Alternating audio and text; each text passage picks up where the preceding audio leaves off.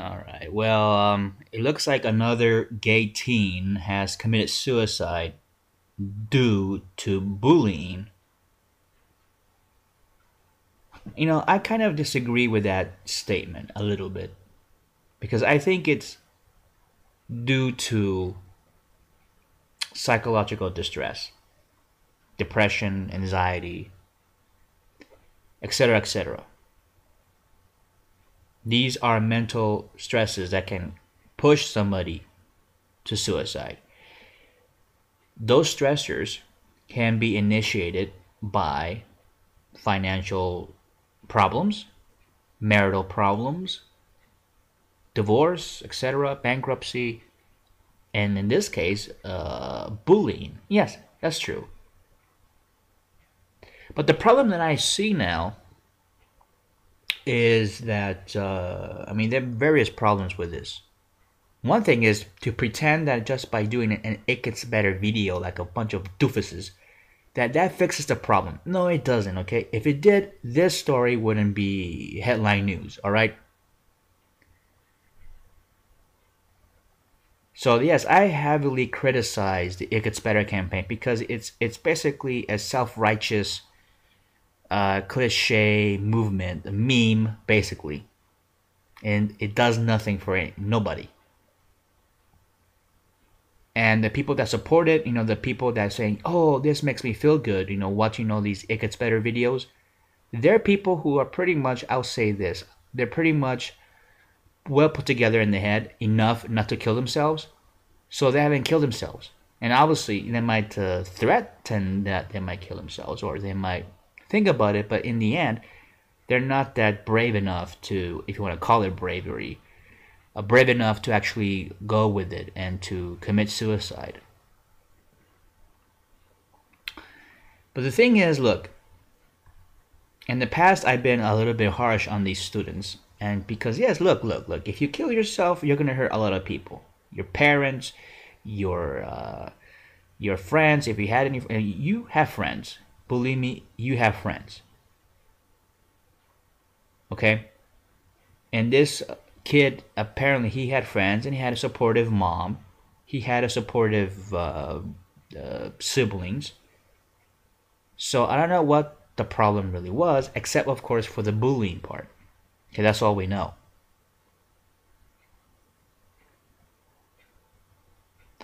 Linden High School junior Josh Pacheco had a heart for theater and an infectious smile, but above all else, he cared for others, his family said. My son was very funny and exceptionally sensitive and loving to other people's feelings, said Pacheco's mother, Lynette Capehart. Pacheco, 17, committed suicide November 27th. His parents believe bullying is to blame. Pacheco was part of the Fenton-based kids theater company, worked at Tim Hortons, and loved his advanced placement politics class and called his four siblings his best friends, Capehart said. Pacheco, who also was gay, which led him being bullied both inside and outside of school, said his mother, Lynette Capehart. He told his mother he was gay just 2 months ago, but Capehart said she wasn't surprised, obviously. And she said it made no difference to her. She loved her son just the same. Pacheco was always smiling and entertaining friends and family, and he loved a random mix of music from the Beatles to One Direction. Oh God, One Direction. A young man with an old soul. Even as a child, he was always comfortable talking with adults, especially about plays, history, and politics, Capehart said. Although he never got into sports, it just wasn't in him to be aggressive, said his mother. He loved to go out on the boat, go tubbing and swimming. As the middle child, his siblings Alicia 20, Tiffany 19, Grant 14, Haley 12 were his best friends, Lynette Capehart said. Lynette and stepfather Michael Capehart said they didn't know until recently that Pacheco was bullied. Capehart said her first indication that there was a problem came after the homecoming dance on October 6th. She was out of town, and so she called to see how the dance was. It was the only one he attended this fall. Pacheco was upset and crying, but wouldn't tell her why, Capehart said. After his death, she found out from students her son had been pushed into lockers and teased at school. It wasn't surprising that he didn't tell many people about it, because Pacheco never wanted to make anyone else upset. Well, there you go. I don't know what to say. I mean, it's really sad that people would want to kill themselves. But it happens. And the thing is that the solution is not to sit around and come up with cliche, meaningless campaigns. And as I said, the It Gets Better campaign is for Dan Savage. He gets the awards, he gets the Oscars, or the Emmy Awards, whatever. And yet kids are still killing themselves. Obviously, it hasn't worked that much, right? The American Psychological Association, I think it was, a few years ago, came out. Actually, last year, I think it was. It came out and said that the only way to combat gay suicide or gay teen suicide was to initiate an intensive family therapy and individual therapy that will prevent suicide. Medications, not really. It depends. But I wouldn't go for medications because some of these medications has actually led to some suicides. If you remember a few other famous gay teen suicides that we've seen in the country, some of those teens were actually not high, but they were on medications, and the medication has either provoked the suicide, made it a lot worse, obviously, or when they get off the medication, they get these suicidal thoughts. And if you read some of these meds that these kids were taking, because they were taking SSRIs, some of these medications actually can provoke suicidal thoughts. So just be aware of that. I mean, there's so many things that can happen. But in this case, I think there wasn't any involvement of medications, SSRIs, reuptake inhibitors, or anything like that. But I don't know. I don't know what could have drove this kid to suicide. All we know is that he was being bullied. And if that's the case, then we fucked up, because all these campaigns that people start, all these cliche campaigns and whatever, they haven't really stopped these suicides. I mean, it hasn't come down. In fact, it's steadily going up, the rate of gay teen suicide. And here's another problem too, and we have to think about this, and let's just be reasonable. That if we start to sort of venerate these gay teens that commit suicide, then they will be viewed as martyrs, and it will, I don't know, I'm not saying that it might encourage anybody to kill themselves, so that way they can be, they can leave with a bang or something like that, or, But what I'm saying is we have to be careful with this issue. We cannot just say, well, with a I'm going to do an It Gets Better video and then, wash my hands off this issue. I have not made an It Gets Better video, and I probably will never make one myself. You don't need one.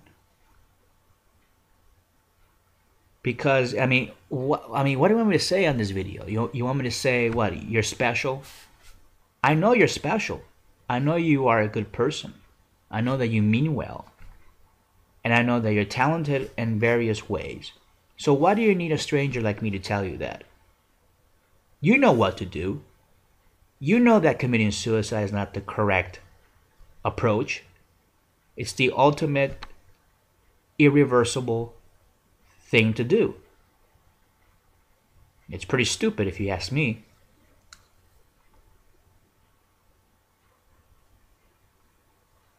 And again, I always talk about when I mention this, I always talk about the gay youths of Mexico. These are the unspoken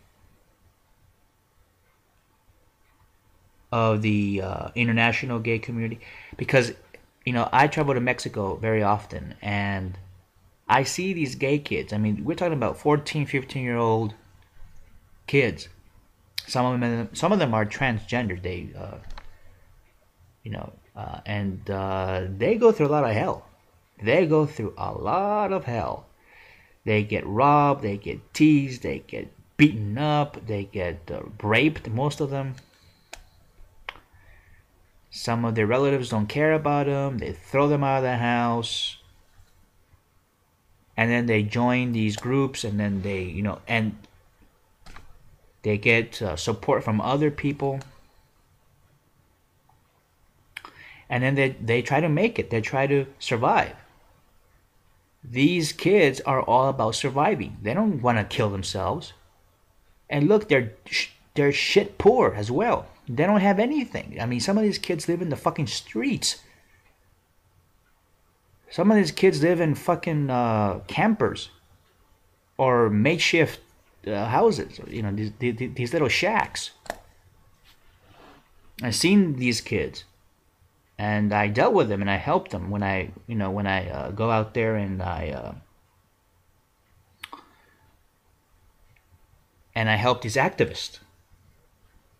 Some of these kids are really smart. They come out, to be activists. They help other gay people, and they become really good citizens of their society. But what is really interesting is that when I go there, I never hear about suicide.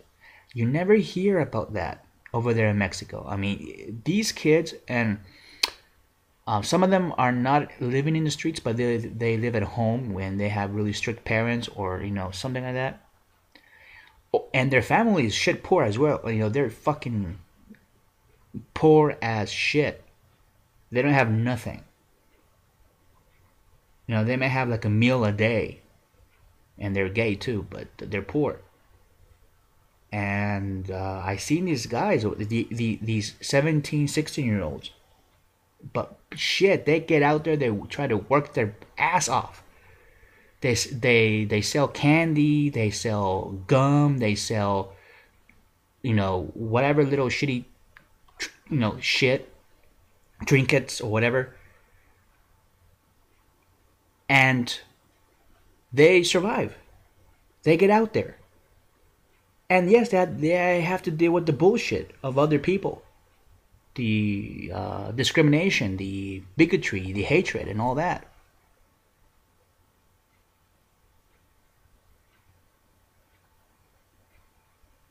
But they do it. And they never dream of killing themselves, no matter what life throws at them. And that's what really amazes me.